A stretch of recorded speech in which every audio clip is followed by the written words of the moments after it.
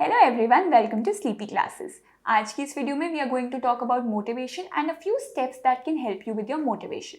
जैसा कि आपको पता है, ये एग्ज़ाम बहुत डिफिकल्ट है, तैयारी करना उससे भी ज़्यादा डिफिकल्ट है, तो रोज़ रोज़ वही मोटिवेशन मेंटेन करना बहुत मुश्किल हो जाता है। तो हम ऐसा क्या करें, ऐसे कौन से स्टेप्स करें जिसके थ्रू जो हमारा मोटिवेशन है वो सेम एटलीस्ट लेवल पे रहे, या अगर कम हो तो हम उसको वापस ऊपर ला पाएँ, राइट?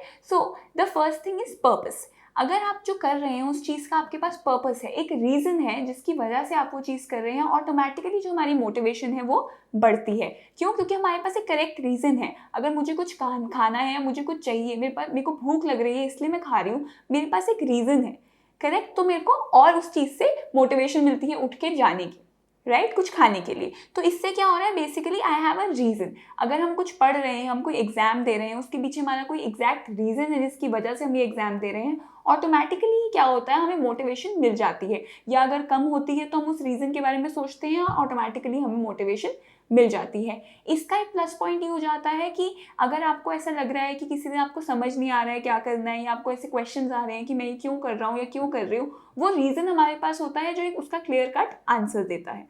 और अगर ये जो हमारा रीज़न है वो हमसे रिलेटेड हो, जो हमें इंटरनली सेटिस्फाई करे, वो हमारे लिए और भी अच्छा हो जाता है। सो दैट मीन्स अगर एक मीनिंगफुल पर्पस हो तो हमारे लिए और भी बेटर रहता है, करेक्ट?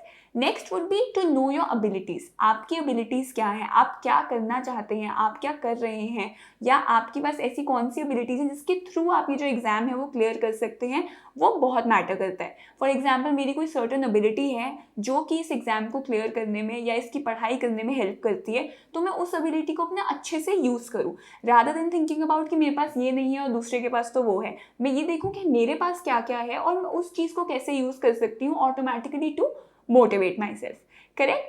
नेक्स्ट आ जाएगा टू सेलिब्रेट स्मॉल विंस, छोटी छोटी विंस। एक चैप्टर कंप्लीट हो गया, ये वाले पेजेस कंप्लीट हो गए, डिफिकल्ट पार्ट कंप्लीट हो गया, तो इससे क्या हो रहा है, बेसिकली मैं अपनी छोटी छोटी विंस भी बहुत अच्छे से सेलिब्रेट कर रही हूँ, और इससे मेरे को एक हैप्पीनेस मिल रही है, और ऑटोमेटिकली मेरा जो माइंड है वो फ्रेशन अप हो रहा है, उसमें हैप्पीनेस आ रही है और मोटिवेशन भी बढ़ रही है।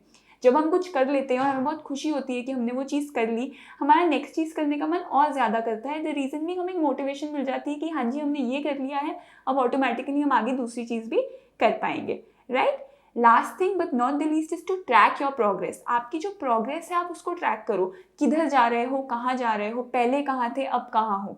अगर आप 1 से 8 पे आए हो तो ये नहीं सोचना है कि 8 से हम 10 पे तो आए नहीं, हमें तो 10 पे आना था। हम एटलीस्ट 8 पे तो आए, हम 10 पे भी आ जाएंगे, बट हम एटलीस्ट 8 पे तो हैं। अगर हम उस चीज़ को ना पॉजिटिव वे लेंगे तो ऑटोमेटिकली हमारा पढ़ने का मन भी करेगा और तैयारी करने का भी मन करेगा।